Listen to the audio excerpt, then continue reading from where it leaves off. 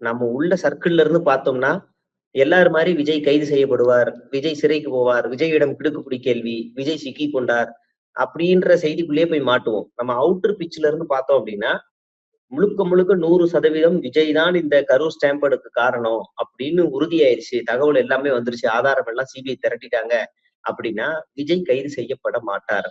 அதுல நம்ம ரொம்ப தெளிவா இருக்கணும். ஏன் அப்படின்னா, விஜய் கைது செஞ்சுட்டா, இங்க என்ன நடக்கும்? பாஜகவால உள்ள வரதுல சில சிக்கல்கள் ஏற்படும். அப்ப என்ன செய்வாங்கன்னா, ஆதாரம் திரட்டுறது எல்லாமே விஜய கைக்குள்ள போட்டு வச்சுக்கிறதா தவிர, கைதி ஆக்குறதுக்காக இல்ல. 2த்துக்கு வித்தியாசம் இருக்கு. நீங்க அவர விஜய கைக்குள்ள போட்டு வச்சுக்கணும். கைக்குள்ள போட்டு வச்சுக்கிட்டு பந்தாடணும். தேவன்றப்ப தூக்கி எறியணும், தேவன்றப்ப மிதிக்கணும், தேவன்றப்ப நசுக்கணும். இந்த வேலை எல்லாமே நடக்கும். விஜய் என்ஐஏல மாட்டுவாரு. வெளிநாடு பணங்கள் சட்டவிரோதமா வாங்குறாங்கன்னு வரும். அதுக்கு ஆதாரம் கிடைச்சாலும் விஜய் கைது செய்யப்பட மாட்டாரு. சிபிஐல முழு ஆதாரங்கள் கிடைச்சாலும் கைது செய்யப்பட மாட்டாரு. நீங்க எந்த வழக்குலயுமே விஜய் கைது செய்யப்பட மாட்டார். எப்ப கைது செய்யப்படுவார்?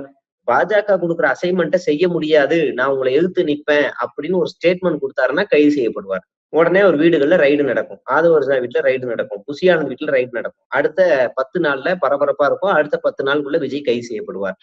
இது நடக்கும். நீங்க அவுட்டர் பிட்ச்ல இருந்து பார்க்கணும். விஜய புடிக்கிறாங்க, கேள்வி கேட்கிறாங்க, மாட்டிக்கிட்டாரு. ஒண்ணும் நடக்காது. அவர்தான் குற்றவாளின்னு வீடியோ ப்ரூஃபோட கிடைச்சா கூட கைது பண்ண மாட்டாங்க. இது நடக்கும். அவங்களுக்கு தேவை பாஜக கைக்குள்ள விஜய் வரணும். அவ்வளவுதான். அப்பதான் அவங்களால நினைச்சதை சாதிக்க முடியும்.